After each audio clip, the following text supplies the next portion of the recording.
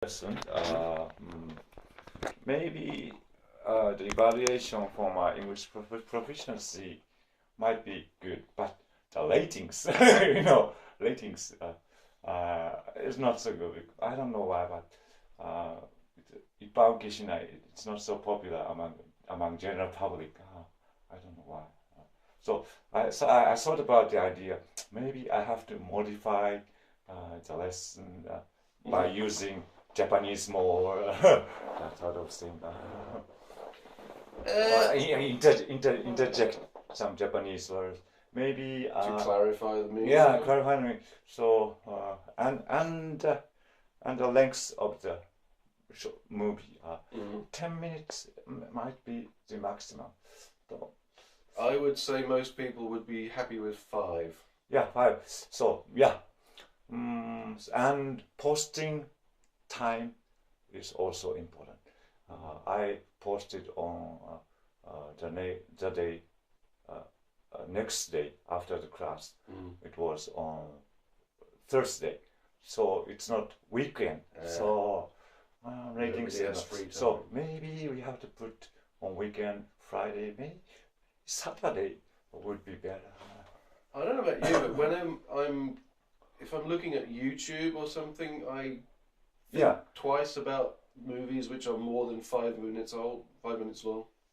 If I see a movie which is more than 5 minutes long, I think twice about clicking on it because okay, that's 10 minutes. If it's not a good thing, I've wasted 10 minutes.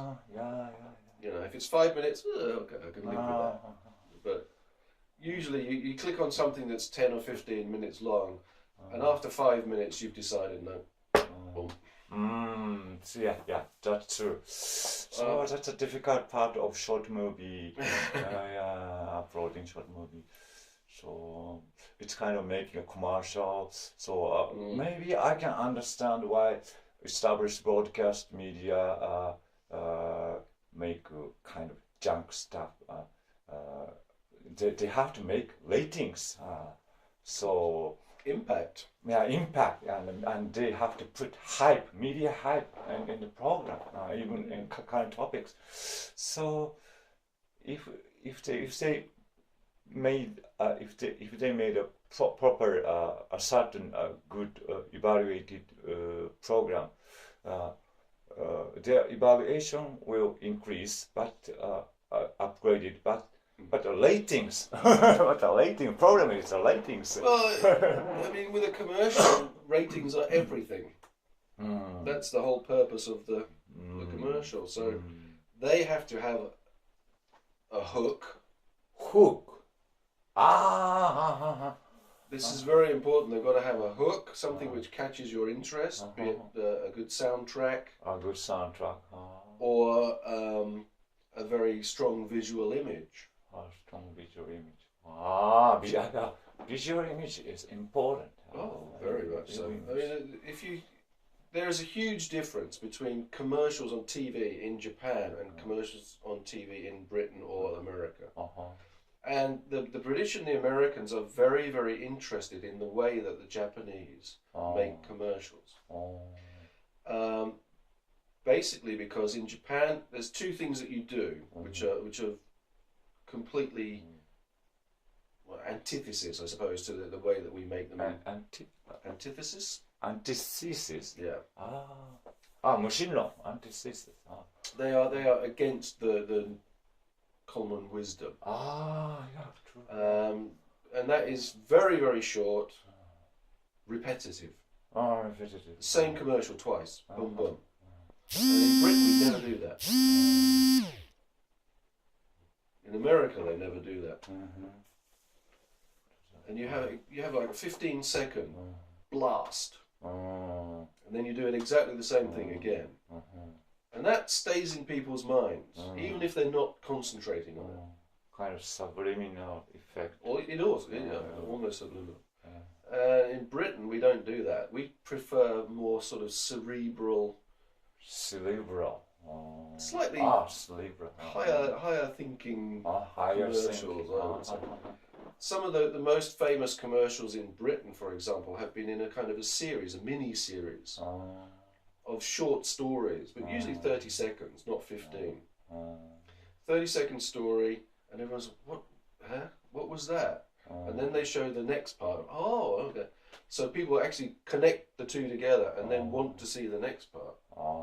Some of them have been love stories. Love story. The very famous one is the Nescafe coffee. Nescafe, good commercial. Good commercial. You know, they started off with these two, a man and a woman, obviously, and the man knocks on the woman's door and says, "Do you mind if I borrow some coffee?" Next thing you know, they're pouring. Well, they're obviously starting a love affair, and in the end, I think they actually got married. You know, after a couple of years of this, and British people loved that. I think that sort of thing actually would probably go down quite well in Japan. But in Japan, there is this a very strong thing of giving like I said before, a blast of noise. Maybe it's not a storytelling kind of thing. It's a brass and some BuzzFeed. But I think commercials are really quite interesting. You should maybe check those out on some of them. Oh, you have a tablet? The Wi-Fi is rubbish here. I can't do it. No, I was going to write you some things down to check when you get home. You want to check out Heineken adverts? Heineken. Dutch. Not Holland. Heineken's with a kangaroo. Kangaroo. Okay. Yeah, Nescafe. That was always good. Nescafe. What else? Oh, PG Tips. Procter and Gamble. No. PG Tips is tea. Tea. PG Tips. Tea. The chimpanzees. Chimpanzee. AK-47? No. No. They had literally chimpanzees dressed up and drinking tea. Oh, really? Massively popular in Britain. Wow. They were very, very popular in Britain. What else did they have? PG Tips. Not Twinings. Twinings is a kind of high-class tea, which most people don't drink. Oh, really? Especially in the north. In London, possibly, but Twinings is more for export or. Export. Well, where I live down in the south of England, not far from London, it's you can get Twinings in the supermarket, but it's not by any means the most popular. PG Tips is one of the most popular teas. Can we find this product here in Japan? PG Tips. Maybe in Caldi. Import stores. Import store. I probably wouldn't see them in your local supermarket. The first time I've heard this name, PG Tips. Lipton or Twinings. I think so too. Twinings. I'll glaze. What glaze? Twinings is very nice tea. I like English breakfast or Earl Grey. Have you tried Lady Grey? No, I've never tried. Lady Grey is similar to Earl Grey, but a little bit less sharp. Less sharp. It's more elegant. Elegant. When I have a English class of ladies, I always give them Lady Grey, and they love it. Lady Grey. But I like the English breakfast tea. That's my favourite. Interesting. Heineken, Nescafe, PG Tips. Okay. Well, do you know the catch copy for Heineken? No, I don't know. Refreshes the parts other beers cannot reach. Refreshes the parts another beer cannot reach. That means superior.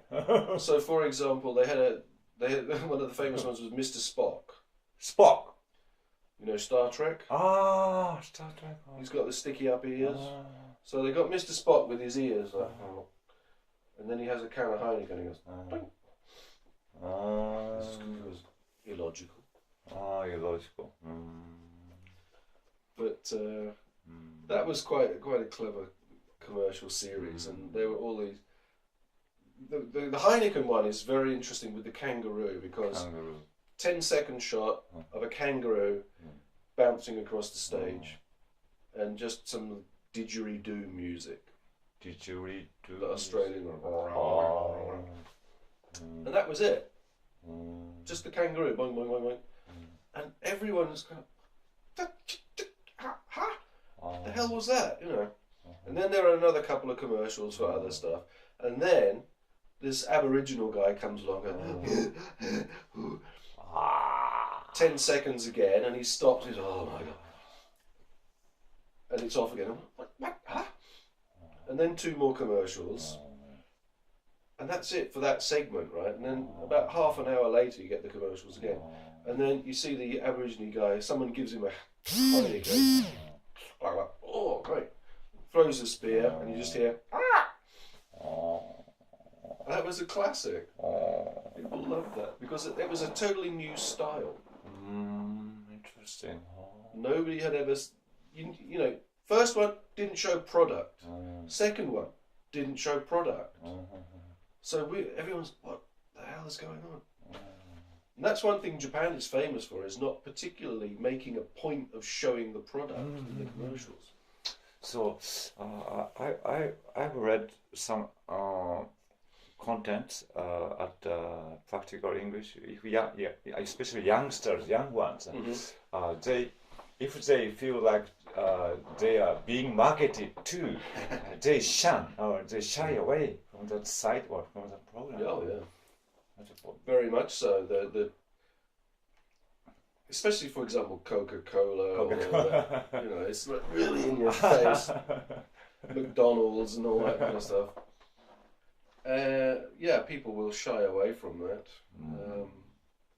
Personally, I would too. I don't like that. No, me either.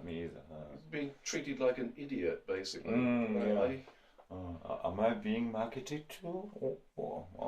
Go away. Exactly. It's like the Jehovah's Witnesses coming to your house. Jehovah's Witnesses. Interesting. Same sort of thing, you know. Have you heard the word of the Lord?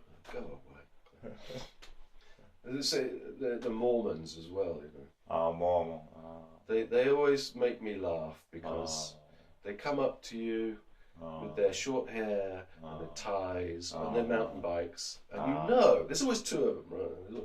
Mormons, easy. They come up to you and they start talking. Oh, nice day, where are you from? Do you mind if I ask you a question? No. Have you heard the word of the Lord? And you're like, bye. It's just they try and sneak in and, you know, ingratiate themselves with you first, and then they ask you this question. Ingratiate. What difficult? Ingratiate. Ingratiate? Oh, that's a